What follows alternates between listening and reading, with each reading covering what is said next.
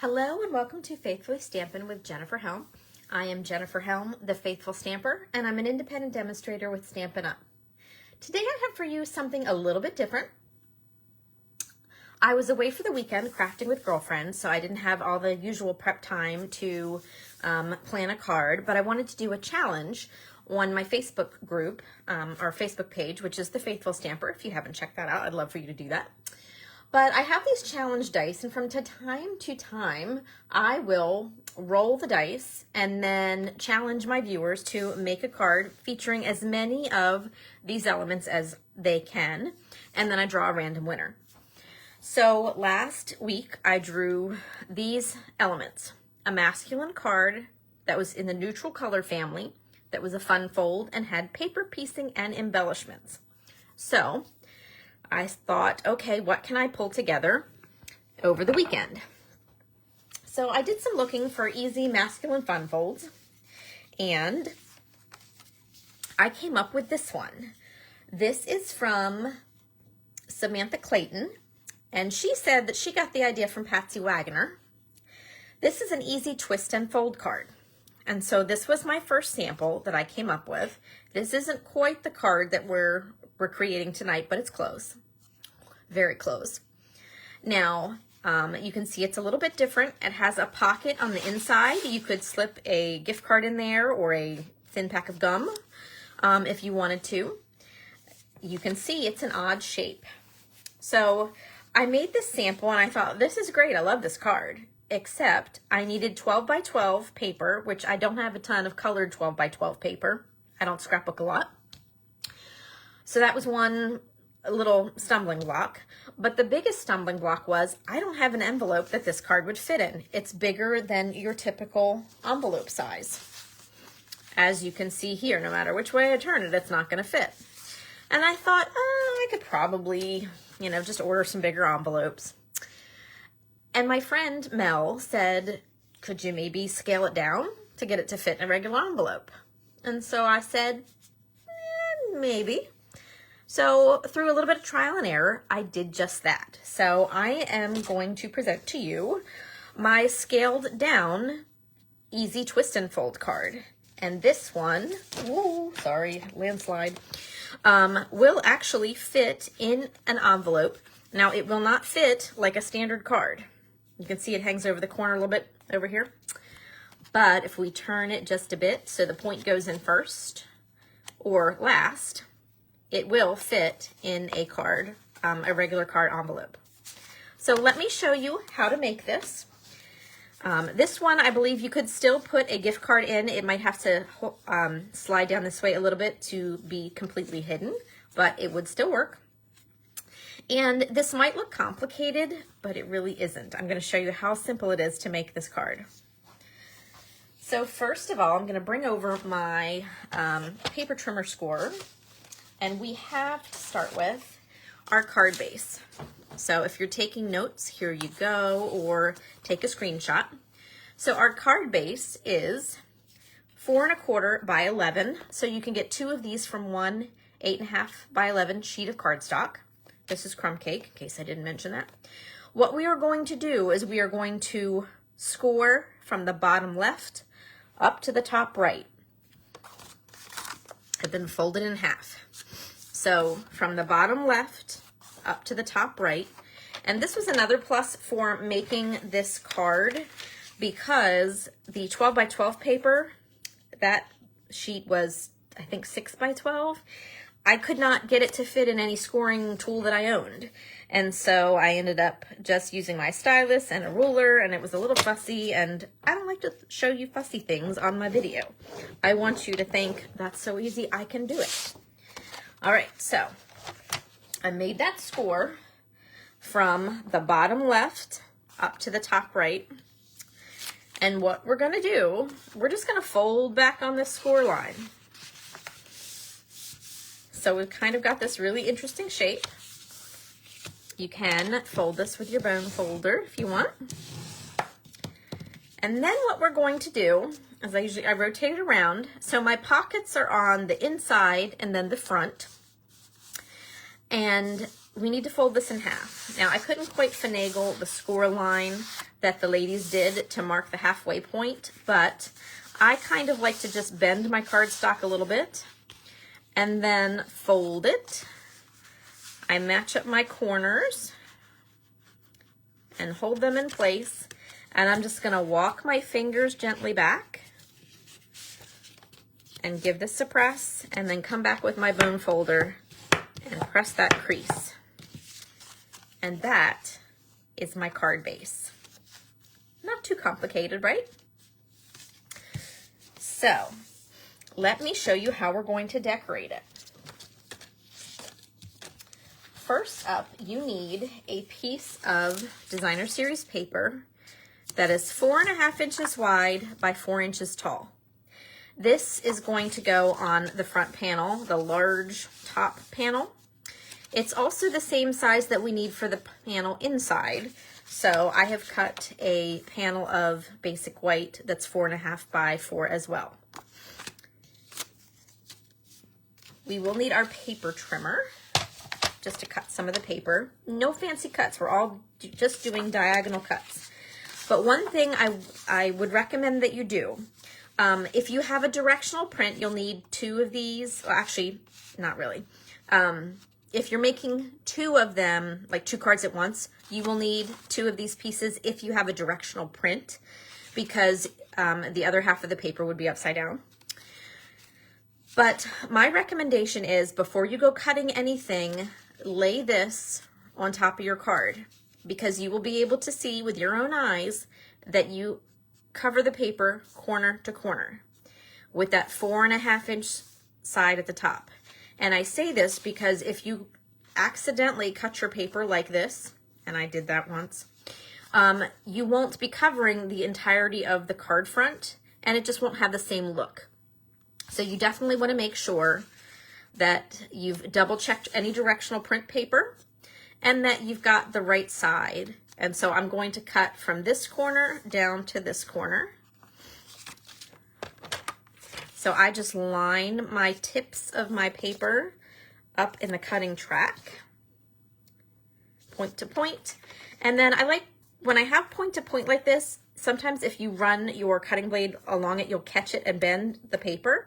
So I start my blade in the middle. When it's, sorry, mine was a little out of alignment there. I had to fix it. So there are my 2 pieces. And so there's for card 1. And since I used non-directional print, I have a second panel that I'm going to set to the side and make a second card later. Same thing for the inside. So I feel better double checking, especially when my brain was not engaged this weekend completely while I was working. I had many mistakes. Okay. Since we've got our paper trimmer scorer, we're going to keep on going with the cutting, and we'll assemble everything later. So next up is to fill this bottom pocket. To do so, we are going to first take a cardstock layer. This is 2 inches by 5 1/4, and we're going to cut this diagonally. Now, I wrote check direction here. You don't really need to check direction on this piece of paper because there's no print, but we'll be cutting down from corner to corner.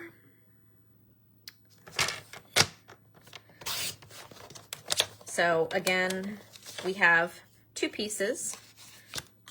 Let me see if that's actually going to, I kind of muffed that up a little bit, but we're going to roll with it. I must have been a little, how in the world did I do that? Okay, well, we're going with it anyway. Next up, this is where you want to check your direction. Our DSP layer that we're going to layer on the top.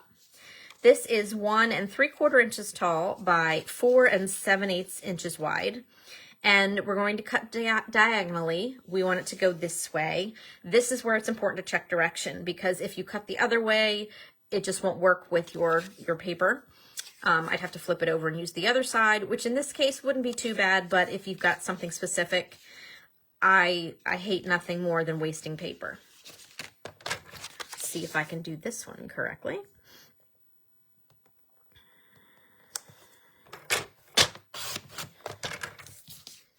I'm gonna see something here.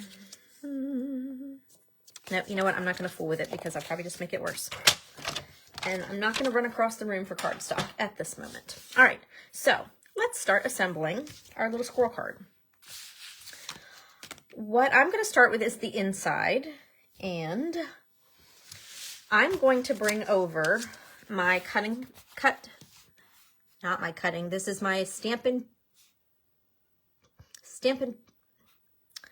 good grief. Stampin' Pierce mat.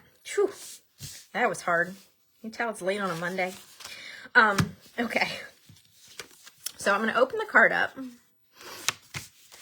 This is the panel I'm using for the inside. And I like to use this as a guide because we're used to squaring everything, right? We want everything nice straight lines. If you stamp with your perfect 90-degree angle here, your card is going to be crooked. So you want to stamp at a slight angle. So I always lay this piece in the card. I can butt it right up against this pocket to make sure it is where I want it to be. And then I just make sure the bottom of the card is parallel to whatever surface I'm working on or my Stampin' Pierce mat, because that helps me with the visual. So I'm going to use Pecan Pie ink, and I'm using the Fluffy Squirrel stamp set and matching punch. It's actually been one I've been going to a lot lately. And of course we need cute little accents, right? So we have the little acorn to add. I'll set that to the side for a moment. And let's see. While I'm here, I'll do my envelope. And we'll come back and do the rest of the stamping in a moment once I have the rest of the card front assembled. Okay, envelope to the side.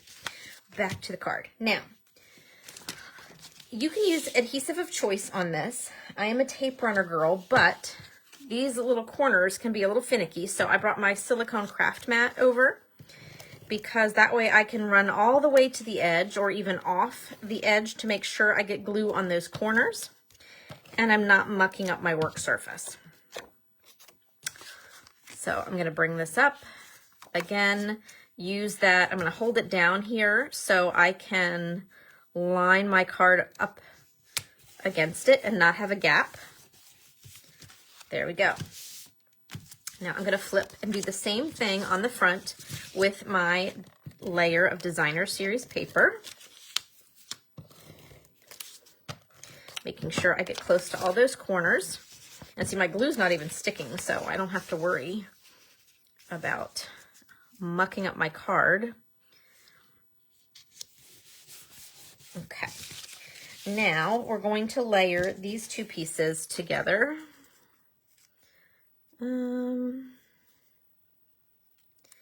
That is going to bug me. Okay.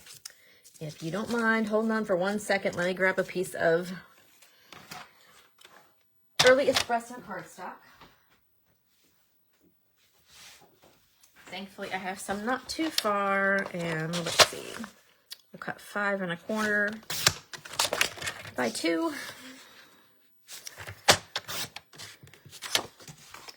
Move that out of the way, get rid of the offending pieces of cardstock, and make sure I'm going in the right direction. See if I can do this right this time. Gotta love. Much better. Thank you for bearing with me. Now the card will look perfect. So again, using my silicone mat, so that I get adhesive on all my corners. And hopefully not too much on my fingers. I'm gonna layer this one. There's one for the front. Inside is going to look just the same.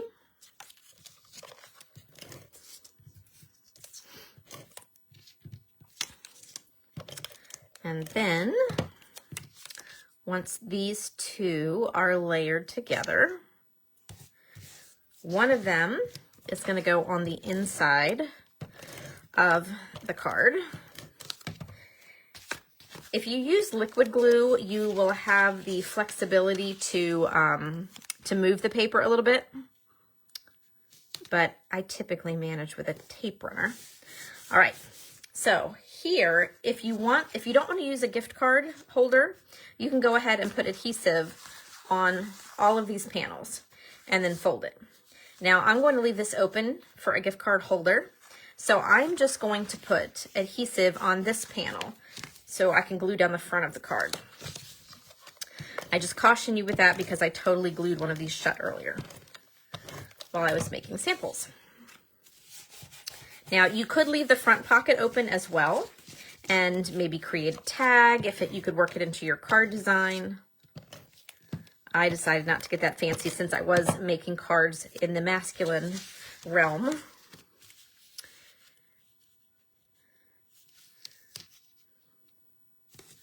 Okay, so there we go. There's the card front. Front is glued down, inside with the pocket left open. So let's decorate a little bit. I'm going to bring my Stampin' Pierce mat over. Remember what it was called that time. I don't need that silicone mat at the moment. What I do need, where did it go? Now I've lost things. Probably lost my mind too. Oh, wait, nope, that's not it. Gosh darn it. Okay. I am looking for a scrap of crumb cake cardstock. It's probably looking at me somewhere. Okay.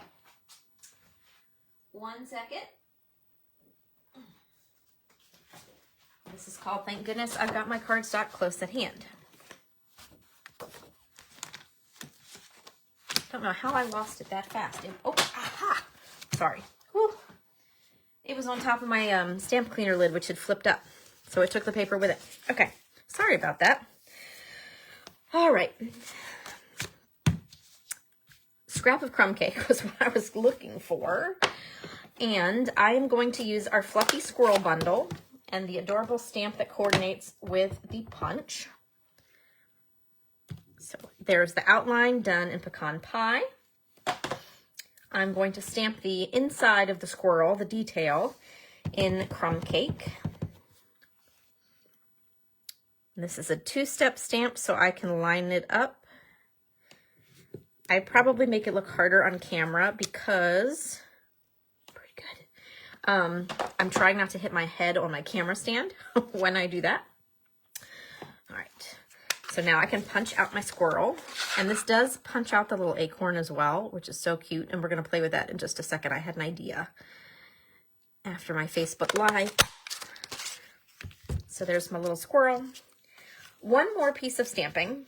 So I am going to stamp this banner, but as you can see, I'm going to make use of the angle on the front of the card.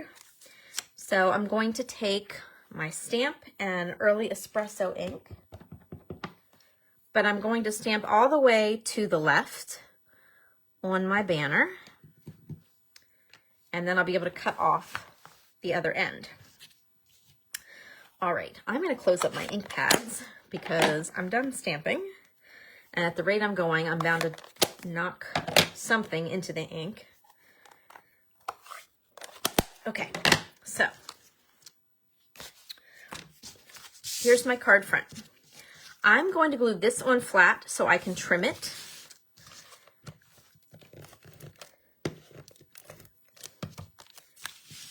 So again, watch your angle, card base is flat, and just gonna go like this, press that down. I'm gonna flip the card over and trim that piece off.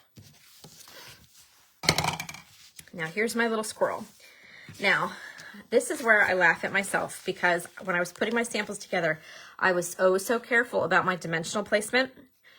And then I realized very belatedly, why did you do that? You glued the front of the card down. You didn't have to worry about sticking it shut with dimensionals because you already stuck it shut with glue. So if you leave the pocket open, be careful if you're putting anything on with dimensionals or gluing any shapes down on the front. If you've done what I've done and you've glued the pocket shut already, put dimensionals wherever you like. Sometimes I scare myself. I think I get a little too much in my head sometimes and overthink things. All right, so here is the squirrel, and I'm gonna put him, I think I'm gonna put him here. Now, you might have noticed that the Squirrel Builder punches out the acorn separately as well. And after I did another one, I thought, oh, wouldn't it be cute if he was holding an acorn? So I stamped on another one. So this is ready to go. And I'm going to use a mini dimensional and just pop one on the little acorn. And let's give the squirrel a little acorn to hold. I think, there we go. Oh, isn't that cute? All right. So the last step to my card was embellishments. I am going to use some of our streaked dots. I've been reaching for these a lot lately, which kind of cracks me up because I'm not a brown kind of girl. But I love these embellishments. They are perfect for masculine cards, neutral cards, all kinds of cards. But they were the perfect complement to this. Now, I didn't do any actual paper piecing on this card, which was one of the elements, but I figured I used pieces of paper and I kind of patchworked them together. So that was what I was using for my card element tonight. I think I'll be forgiven. But that is our cute, easy twist and fold card. So I do want to show you some other samples. That was what was trying to landslide off my desk earlier. So here was one sample. This was one of the ones that I very carefully glued this down and then realized I need to put some more dimensionals on that. Again, a little pocket there. And this one has a coordinating envelope flap. Next, I took the design with the elephant on it and made it in a smaller size. And I ended up with 2 of these because on the first attempt, I stamped the big birthday wishes and then realized it was too tall and the elephant would have overshadowed that. So I fussy cut the elephant and added a little height. So 2 versions of that card. And then last but not least, I did step away from the neutrals color family, but I kept with the masculine theme. This was our Trusty Tools stamp set. It is still available. The DSP is not, but I happen to have a stash of that. And this was where I was thinking about paper piecing. I ended up not doing it, but I could have used a neutral color and stamped all the tool images from the set, like the hammer and the wrench. And then I could have stamped on printed paper and kind of pieced them together. That's how I paper piece. And that would have been how I used it in this manner, but I opted just to go with the DSP instead. So there is our easy twist and fold. I hope you enjoyed learning how to make a different kind of card. If you have not already subscribed to the YouTube channel, I would love for you to do so. I know you can click the little notification bell, and each time I post a video, you will be notified. It's typically once a week. I have a Facebook page. I'm the Faithful Stamper, and you can find me there. I do Facebook Live videos. I do the challenges, like I was mentioning. And if you made a card and wanted to be included in the challenge, all you would have to do is post, and you would have a chance to be randomly drawn for being that winner. You can also check out all our products online at thefaithfulstamper.stampitup.net. We typically have some discounted products as we get later in the year. The Holiday Mini will be retiring at the end of December, and we have a brand new catalog coming January through April, as well as our annual catalog and our online exclusives.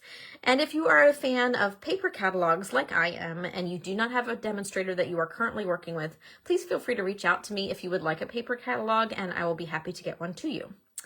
All right, everybody, that's it for me. Thank you so much for watching. Take care and happy crafting.